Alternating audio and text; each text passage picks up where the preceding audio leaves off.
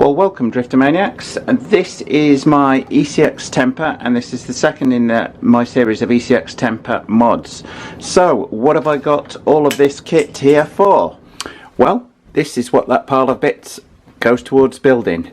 One ECX Temper with four-wheel steering. Now I'm going to show you step by step exactly how I did this. If you've got any questions along the way as to how I put anything together, please do ask away in the comments. So let's get to work. Well, on the ECX Temper, the servo mounts directly to the steering down here at the front, but it also means that it has the same setup at the back, and if you look closely there's a fixed link holding it in place, but there's also the mounting to fit another servo. So I'm going to fit four-wheel steering to my ECX Temper.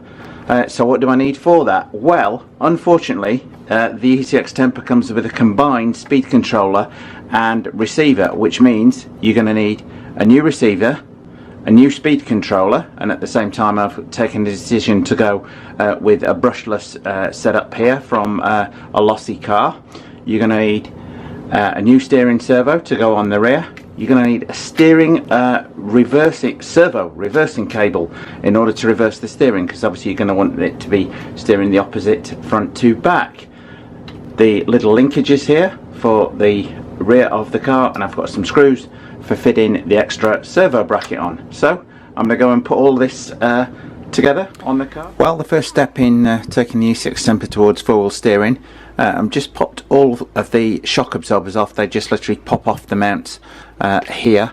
Now going to take the rear wheels off, leave the front ones on because they shouldn't be touching anything on the front of there. Well, with the rear wheels off, I've now got easy access to remove the little link here, which will then free the backup, enabling me to put the bracket on for mounting the servo. Also, the next step, I'm just going to remove these two screws on either side to remove the electrics assembly and get access to the motor. Okay. I've removed this linkage here, which is the linkage which stops the whole thing from steering, which we now want it to steer, so we want this removed. I'm going to remove this and replace it with one of the ECX linkages that I bought to fit on there, and that will go over to the servo control arm. Okay, well in just a couple of minutes there I've disconnected these four very tiny screws, so not a lot holding this on at all, which makes it nice and easy to work on, and I fixed the rear control arm, which is going to link to the servo, which I'm going to fit on there. But now I've disconnected the electrics, going to remove the power leads, remove the receiver, and undo the existing combo ESC and speed control. Well, in just a few seconds remove the existing combination ESC and receiver.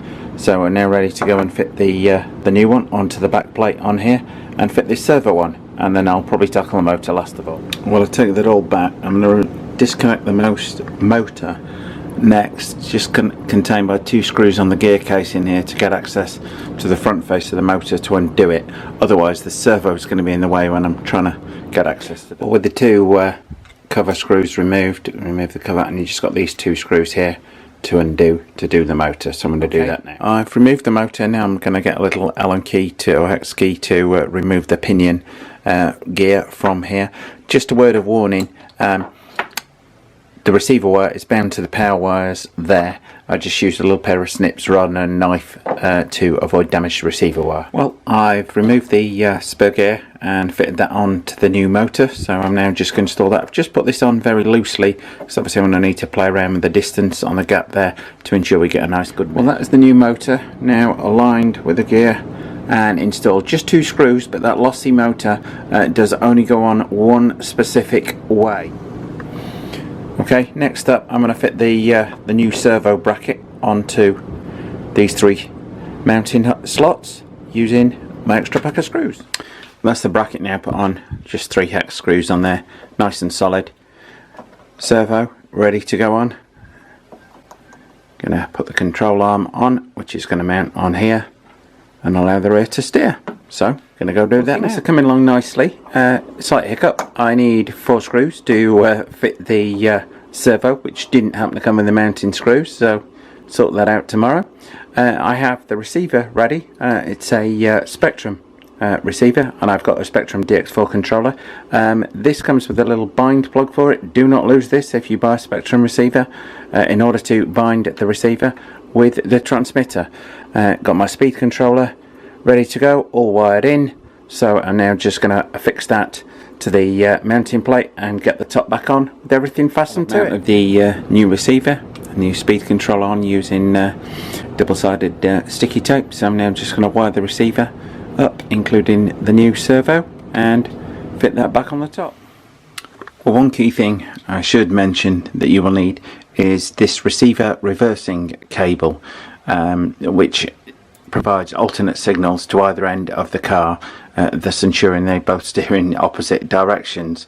This plugs into the receiver, and each one of these goes to a servo. Now I'm going to have to play around with these because I won't know exactly which one is which until I get them plugged in the car. Well, to anyone that thinks filming this stuff is easy, it never is. I had the receiver, as you may have seen, mounted just here, just now, and it's going to foul on the edge of the motor. I even turned it round to 90 degrees, put it on here, still failed on the edge of the motor. So I've had to put it back in its original top position here.